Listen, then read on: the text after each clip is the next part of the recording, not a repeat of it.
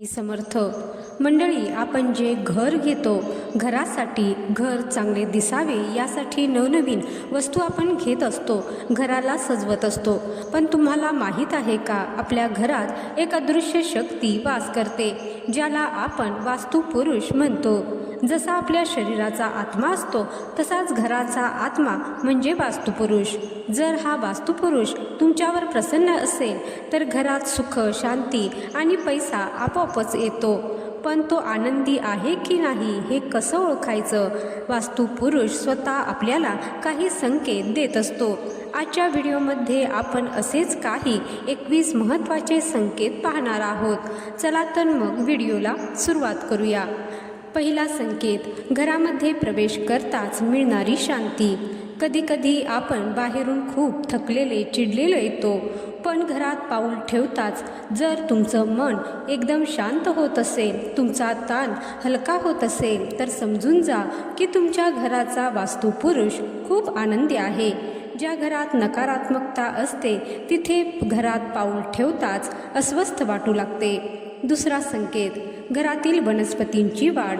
जर तुमच्या घरातील तुळस नेहमी हिरवीगार राहत असेल, लावलेली फुलझाडे जर छान बहरत असतील, तर समजून घ्या की तुमच्या वास्तूत प्राणशक्ती भरपूर आहे. आनंदी वास्तुपुरुष असलेल्या घरात नैसर्गिक ऊर्जा खूप सकारात्मक असते, ज्याचा परिणाम थेट झाडांच्या वाढीवर होतो. नंबर 3, अडकलेली कामे मार्गी लागणे म्हणजेच प्रगती. जर तुम्ही करत असलेल्या कष्टाचं योग्य फळ तुम्हाला मिळत असेल, मुलांचा अभ्यास एकाग्रतेने होत असेल आणि घरात पैसा टिकत असेल, तर वास्तुपुरुषाचा आशीर्वाद तुमच्या पाठीशी आहे. ज्या घरात वास्तुदोष असतो तिथे कमावलेला पैसा आजारपण किंवा कोर्ट कचेरीत खर्च होतो. चौथा संकेत, घरातील रंगांचे आणि फर्निचरचे ठिकाण. ज्या घरात वास्तुदोष नसतो तिथल्या भिंतींचे रंग वर्षानुवर्ष ताजे वाटतात. लाकडी फर्निचरला वाळवी लागत नाही किंवा ते खराब होत नाहीत. वस्तूंची कमी झीज होणे हे वास्तूतील स्थिर ऊर्जेचे लक्षण आहे. नंबर 5, घरातील वास्तुपुरुष जर आनंदी असेल तर घरातील लोकांमध्ये प्रेम, आपुलकी, नातेसंबंध यामध्ये ओलावा आलेला दिसून येतो. तसेच घरामध्ये सकारात्मक ऊर्जेच्या लहरी, स्पंदने जाणवतात. यामुळे अशा घरात गेल्याने इतर लोकांनाही खूप प्रसन्न वाटते. नंबर 6, पशुपक्ष्यांना नकारात्मक ऊर्जा चटकन जाणवते. जर तुमच्या घरात पाखरे, पशु पक्षी आनंदाने येत असतील किंवा तुमच्या घरात पाळीव प्राणी जसे की कुत्रा, मांजर खूप शांत आणि आनंदी राहत असतील, तर ती वास्तू दोषमुक्त आहे असं समजावं. पक्ष्यांचं येणं हे वास्तू जिवंत असल्याचं लक्षण आहे. नंबर 7, शांत झोप. जर तुम्हाला तुमच्या घरात कोणत्याही भीतीशिवाय गाढ झोप येत असेल आणि सकाळी उठल्यावर उत्साही वाटत असेल, तर तुमच्या घरातील सर्व कोपरे, विशेषतः नैऋत्य दिशा संतुलित आहे असा याचा अर्थ होतो. नंबर 8, अन्नाला चव आणि अक्षय भांडार. ज्या घरात वास्तुपुरुष तृप्त असतो त्या घरात अन्नाला एक वेगळी चव असते. साध्या अन्नामध्येही अन्नपूर्णा मातेचा वास असतो. तसेच कितीही पाहुणे आले तरी घरातील धान्य किंवा जेवण कधीही कमी पडत नाही. यालाच बरकत म्हणतात.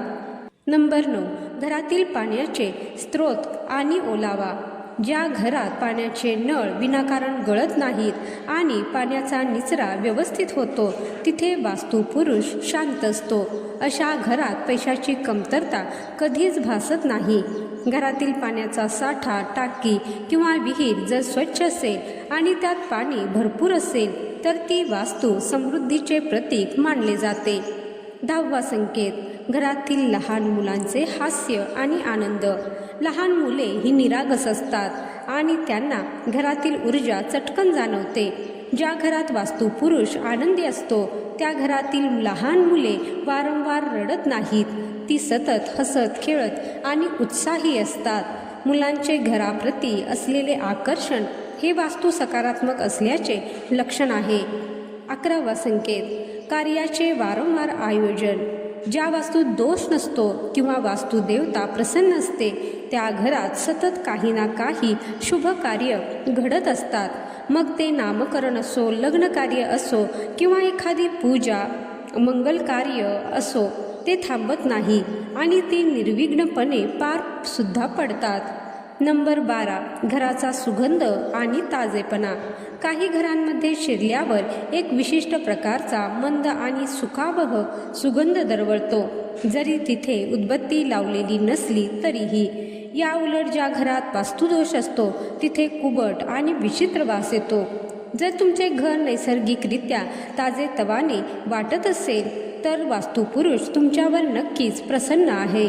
नंबर 13, शत्रू आणि बाहेरील बाधांचा अभाव. जर तुमच्या प्रगतीमुळे जळणारे लोक तुमचे काही बिघडवू शकत नाहीत तर समजा तुमच्या घराचे संरक्षण स्वतः वास्तुपुरुष करत आहेत. आनंदी वास्तू ही एक संरक्षण कवचासारखी असते. बाहेरून येणारी नकारात्मक शक्ती किंवा वाईट नजर घराच्या उंबरठ्यावर थोपवून धरते. 14वा संकेत, घरातील ज्येष्ठांचे समाधान आणि आशीर्वाद. घरातील वृद्ध व्यक्ती किंवा ज्येष्ठांचे मन जर समाधानी असेल आणि त्यांना त्या घरात राहताना सुरक्षित वाटत असेल तर तो मोठा संकेत आहे. वडीलधाऱ्या माणसांच्या चेहऱ्यावरील शांती ही त्या वास्तूच्या समृद्धीचे प्रतीक असते. त्यांचे आशीर्वाद ज्या घरात फळतात तिथे वास्तुपुरुषाचा कायम वास असतो. नंबर 15, कुटुंबातील सदस्यांची एकाग्रता. जर घरातील व्यक्तींना कोणत्याही कामात लवकर एकाग्र होता येत असेल आणि त्यांचे मन विचलित होत नसेल तर समजा वास्तुपुरुषाचा आशीर्वाद तुमच्या पाठीशी आहे. विनाकारण मनात येणारे भीतीचे आणि संशयाचे विचार ज्या घरात नसतात ती वास्तू शुद्ध असते. नंबर 16, अतिथींचा सत्कार आणि समाधान.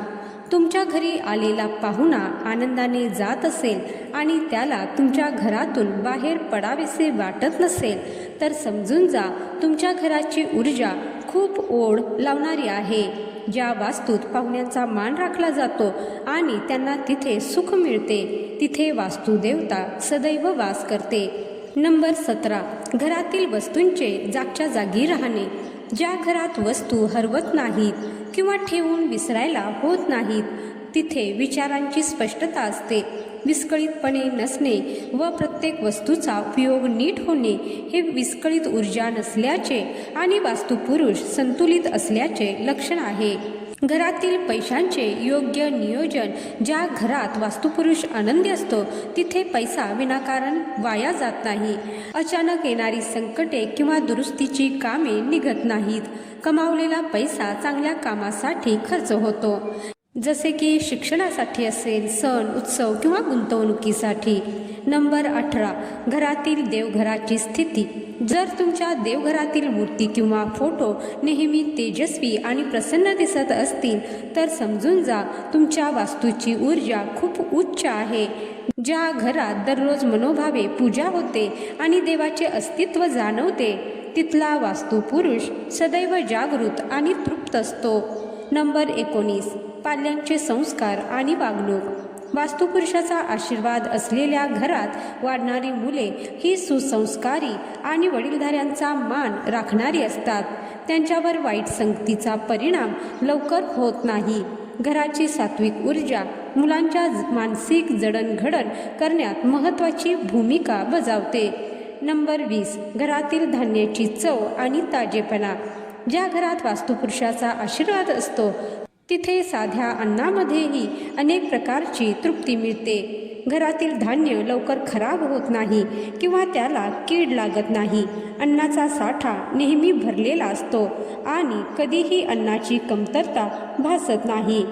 21वा संकेत, घरातील कर्त्या पुरुषाचे स्त्रीचे मानसिक स्वास्थ्य. संकटकाळी सुद्धा जर घरातील मुख्य व्यक्ती डगमगून जात नसेल आणि तिला योग्य मार्ग सुचत असेल तर समजून जा की वास्तुपुरुष तिला आतून बळ देत आहे. वास्तूचे पाठबळ असल्याशिवाय असे धैर्य एकवटणे कठीण असते. तर मंडळी, एकूणच वास्तुपुरुष हा आपल्या घराचा एक अदृश्य पण तेवढाच ताकदवर खांब आहे. तो आपल्या घराला आधार देण्याचं, आपल्याला उभे राहण्यास मदत करतो. आणि वास्तुपुरुष आनंदी असणे म्हणजे आपल्या घराची प्रगती होत राहणे होय.